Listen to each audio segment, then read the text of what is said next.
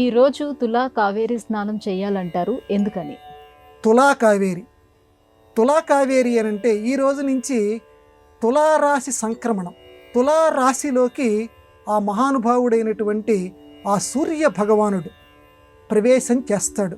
నమ సవిత్రే జగదేక చక్షుషే. ఈ లోకం మొత్తానికి ఒకటే కన్ను లాంటివాడు. జగత్ ప్రసూతి స్థితి నాశహేతవే.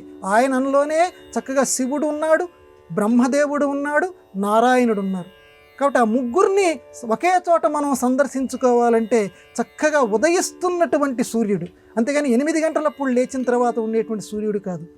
ఉదయిస్తున్నటువంటి సూర్య భగవానుడిలోనే వీళ్ళు ముగ్గురు కొలువై ఉంటారు. ఆ ఉదయిస్తున్న సూర్య భగవానుడిలోనే ఆ ముగ్గురు సందర్శనము చేసుకోవాలట ప్రతివారు కూడా. అంటే తెల్లవారుజామునే ప్రతి ఒక్కరూ మేల్కొనాలి, సూర్యోదయం తర్వాత ఎవ్వరూ నిద్రపోకూడదు అని మన సంప్రదాయం చెప్తోంది.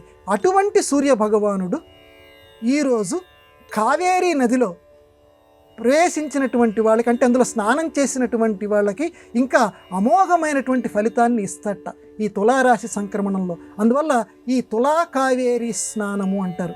ఆ రకంగానే ఈ తులా సంక్రమణం జరిగినప్పుడు ఈ సూర్యుడు తులారాశిలో ప్రవేశించినటువంటి ఈ రోజునే గంగా నది కావేరీ నదిలోకి ప్రవేశించి తన పాపాలని పోగొట్టుకుంటుంది అని పురాణ గ్రంథాల్లో చెప్పారు.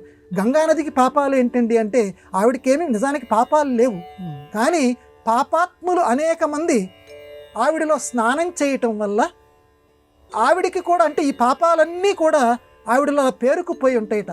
తనలో పేరుకున్నటువంటి ఈ పాపాలన్నీ కూడా ఎలా పోతాయి అంటే, ఇదిగో ఈ తులా కావేరీ స్నానం ఈరోజు గనక ఎవరు చేస్తారో ఆ రోజు చేస్తే నీలో ఉన్నటువంటి పాపాలన్నీ కూడా ఈ కావేరిలో కలిసిపోతాయి.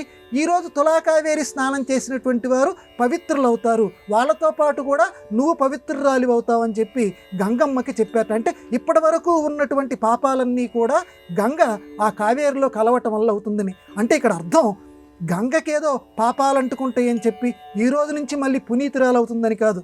ఈరోజు తులా కావేరి స్నానాన్ని చెప్పటానికి గంగ కూడా తులా కావేరిలో కలుస్తుంది, కావేరిలో కలుస్తుంది. అంటే ప్రత్యేకంగా నువ్వు వెళ్ళి గంగా స్నానం చెయ్యనక్కర్లేదు, కావేరి స్నానం చేస్తే గంగా స్నానం చేసినటువంటి ఫలితం మనకి లభిస్తుంది అని చెప్పటానికి తులా కావేరి స్నానం ఈరోజు అందరూ చేయమన్నారు. ఇంకొక విధి కూడా చెప్పారు. చేతనైనంత వరకు ఈ తులా కావేరి స్నానం చేసిన తర్వాత దానం చెయ్యండి. తులారాశిలో ఉన్నటువంటి వారు ఈరోజు గనక దాన ధర్మాలు గనక చేస్తే, ఎందుకంటే చాలా పవిత్రమైనటువంటి రోజు, తులా కావేరి స్నానం చేసిన తర్వాత తమకు చేతనైనంతగా దానం చేస్తే పాపకర్మ విముక్తి అవుతుంది అంటారు. అది ఈ తులా కావేరి స్నానం యొక్క ఫలితం.